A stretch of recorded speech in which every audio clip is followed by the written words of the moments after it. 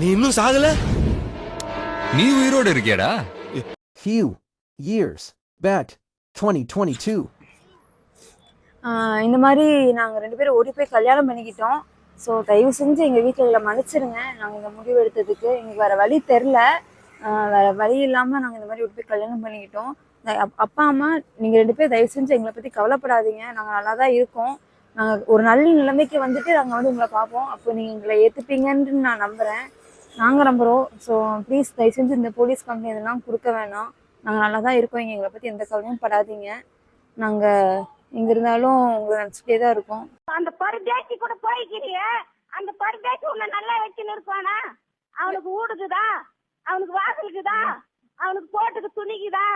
அம்மா துணியை போட்டுக்கிறான் அந்த பருதேசி. எல்லாமே தெரிஞ்சுதான் நடந்திருக்கு. அவன் கச்சேத்திலே செஞ்சிருக்கிறான் அவங்க அப்பா. அந்த பருதேசி வட்டாது பார்த்துல அந்த பருதேசிக்கு ஊடுக்குதா கேளு, அந்த பருதேசிக்கு ஊடுக்குதா கேளு. ஸோ அப்புறம் நாங்கள் இந்த கல்யாணம் பண்ணுறதுக்கு முக்கியமான காரணம் வந்து உங்கள் ஃப்ரெண்ட் அருண் அண்ணா. ஆனால் ரொம்ப தேங்க்ஸ்ண்ணா. நீங்களா நாங்கள் ஒன்று சேர்ந்துருக்கவே மாட்டோம். எங்களுக்கு எல்லா ஹெல்ப்பும் பண்ணி எங்களுக்கு கல்யாணமும் பண்ணி வச்சு இப்போது எங்களை ஒரு பத்திரமான இடத்துல தங்க வச்சுருக்கீங்க. ஸோ அதுக்காக ரொம்ப தேங்க்ஸ்ண்ணா. உங்கள் லைஃப் லாங் நாங்கள் மறக்கவே மாட்டோம். நீங்கள் இப்போதான் உன்னை சரியா புரிஞ்சுக்கிட்டேன். நீ தப்பானவன் இல்ல, நீ தப்பானவன் தான். நல்லா ஹாப்பியாக இருங்க. ஸோ தேங்க்ஸ்ண்ணா. அப்ப நீ மட்டும் கல்யாணம் பண்ணிட்டு பொண்டாட்டி கூட உள்ள பொண்டாட்டிலாம் இருக்கலாம்.